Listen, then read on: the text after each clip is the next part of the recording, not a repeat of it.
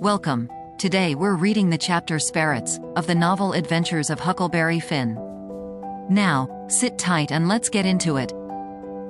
The doctor was an old man. A very nice, kind-looking old man when I got him up.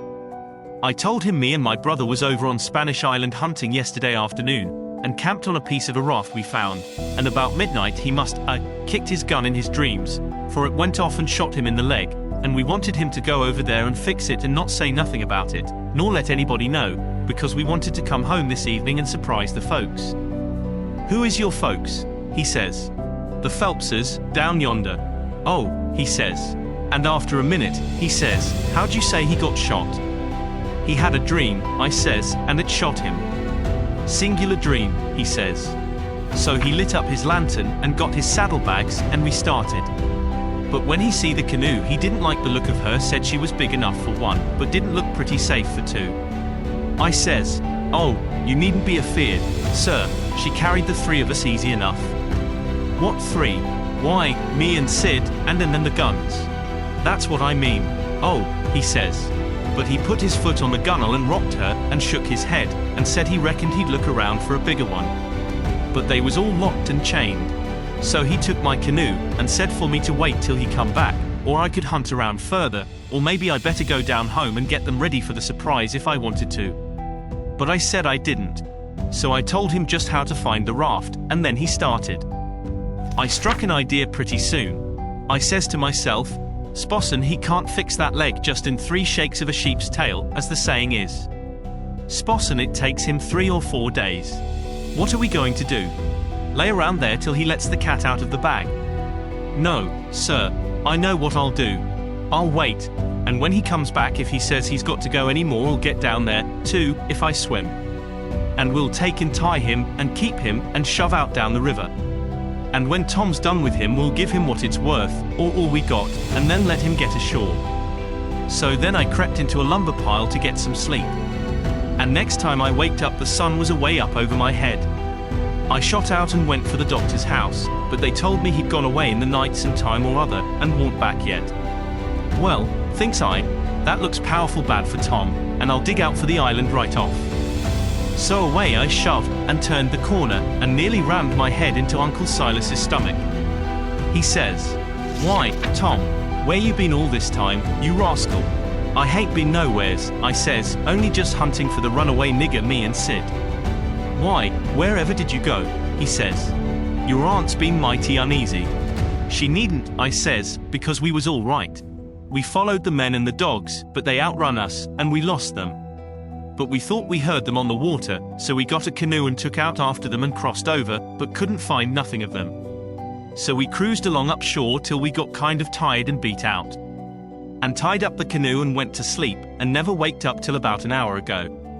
Then we paddled over here to hear the news, and Sid's at the post office to see what he can hear, and I'm branching out to get something to eat for us, and then we're going home." So then we went to the post office to get Sid. But just as I suspicioned, he warn't there. So the old man, he got a letter out of the office, and we waited a while longer, but Sid didn't come. So the old man said, "Come along, let Sid foot it home, or canoe it," when he got done fooling around, but we would ride. I couldn't get him to let me stay and wait for Sid, and he said there wa'n't no use in it, and I must come along, and let Aunt Sally see we was all right. When we got home, Aunt Sally was that glad to see me, she laughed and cried both, and hugged me, and give me one of them lickings of hern that don't amount to shucks, and said she'd serve Sid the same when he come. And the place was plumb full of farmers and farmers' wives, to dinner. And such another clack a body never heard. Old Mrs. Hotchkiss was the worst. Her tongue was a-going all the time. She says, "Well, Sister Phelps, I've ransacked that air cabin over, and I believe the nigger was crazy." I says to Sister Damrell, "Didn't I? Sister Damrell, see, he's crazy, see, them's the very words I said. You all heard me, he's crazy, see. Everything shows it, see. Look at that air grindstone, see. Want to tell me any creature T's in his right mind, essay going to scrabble all them crazy things onto a grindstone? See, here sick and sick a person busted his heart. And here so, and so pegged along for 37 year, and all that natural son o' Louis somebody, and sick everlasting rubbish. He's plumb crazy, see. It's what I says in the first place, it's what I says in the middle, and it's what I says last, and all the time the nigger's crazy, es nibokudniza, see. And, look at that air ladder made out in rags, Sister Hotchkiss, says old Mrs. Damrell. What in the name oh goodness could he ever want of? The very words I was a-saying no longer ago found this minute to Sister Utterback, and she'll tell you so herself. Shush she, look at that air rag ladder, shush she. And see, yes, look at it, see what could he, wanted of it, see. Shush she, Sister Hotchkiss, shush she, but how in the nation they ever get that grindstone in there, anyway? And who dug that air hole? And who? My very words, Brer Penrod. I was a-saying past that air sasser o' molasses, weren't ye? I was a-saying to Sister Dunlap, just this minute, how did they get that grindstone in there? See, without help, mind you, without help. Thar's where, 'tis. Don't tell me, see. There was help, see. And t'cher was a-plenty help, too, see. There's been a dozen helpin' that nigger, and I lay I'd skin every last nigger on this place, but I'd find out who done it, see. And moreover, see, a dozen says you, 40 couldn't, done everything that's been done. Look at them case knife saws and things, how tedious they've been made. Look at that bed leg sawed off with a week's work for 6 men. Look at that nigger made out in straw on the bed. And look at, you may well say it, Brer Hightower. It's just as I was a-saying to Brer Phelps, his own self. Say, what do you think of it, Sister Hotchkiss? Say, think o' what, Brer Phelps? See, think o' that bed leg sawed off that away? Say, think of it? See, I lay it never sawed itself off, see somebody sawed it, see. That's my opinion, take it or leave it. It mayn't be no count, see, but sick as tea is, it's my opinion, see, and if anybody can start a better one, see, let him do it, see, that's all. I says to Sister Dunlap, see. Why, dog my cats, they must, been a house full o' niggers in there every night for 4 weeks to, done all that work, Sister Phelps. Look at that shirt, every last inch of it kivered over with secret African written done with blood.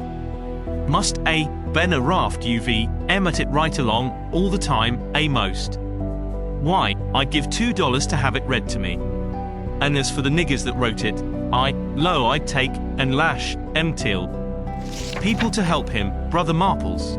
Well, I reckon you'd think so if you'd, been in this house for a while back. Why, they've stole everything they could lay their hands on and we are watching all the time, mind you. They stole that shirt right off o' the line.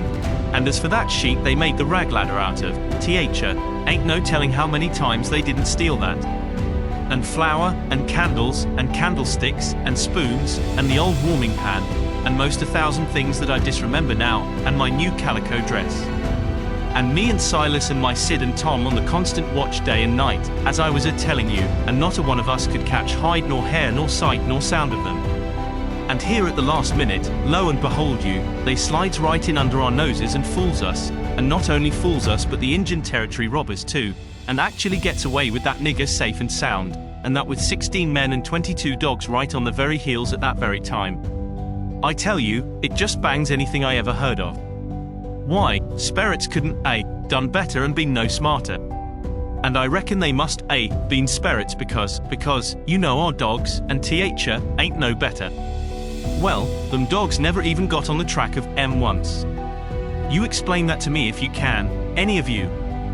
Well, it does beat, laws alive, I never, so help me, I wouldn't, be, house thieves as well as, goodness gracious sakes, I'd, been afeared to live in sick afraid to live. Why, I was that scared I dasn't hardly go to bed, or get up, or lay down, or set down, Sister Ridgway. Why, they'd steal the very why, goodness sakes, you can guess what kind of a fluster I was in by the time midnight come last night. I hope to gracious if I weren't afraid they'd steal some o' the family. I was just to that pass I didn't have no reasoning faculties no more. It looks foolish enough now, in the daytime, but I says to myself, there's my 2 poor boys asleep, way upstairs in that lonesome room, and I declare to goodness I was that uneasy, I crept up there and locked in. I did, and anybody would, because, you know, when you get scared that way, and it keeps running on, and getting worse and worse all the time, and your wits gets to addling, and you get to doing all sorts of wild things, and by you think to yourself, Sposs and I was a boy, and was away up there, and the door ain't locked, and you, she stopped, looking kind of wondering, and then she turned her head around slow, and when her eye lit on me I got up and took a walk.